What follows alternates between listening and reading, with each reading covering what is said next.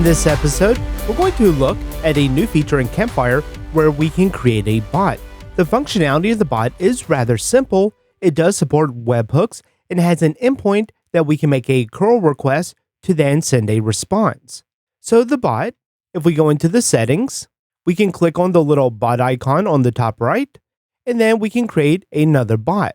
I'll just give it a test, and I'm going to leave the webhook URL empty for now because we're not going to have one in this example.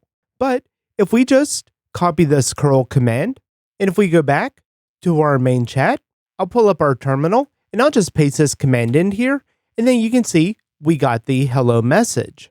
And so all you would need to do is to run a curl command or make a request to the endpoint provided, and then you'll get the message. And you can even do some more complicated things, like if we mention a particular bot, and if we give it a prompt, then we immediately get back a response, and after a little bit of time, we will get another response. And so after just a minute, we got a response with our image generated.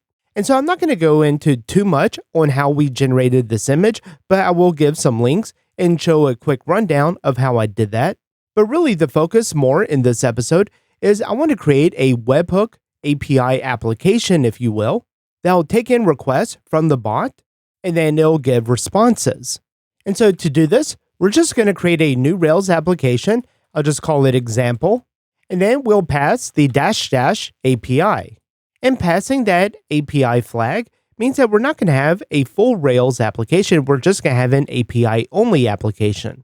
So we'll have our model, and we'll also have our controllers, but there really isn't a view. And did you know that you can go to railsstore.com to get your own Ruby on Rails t-shirt or your Drift in Ruby t-shirt?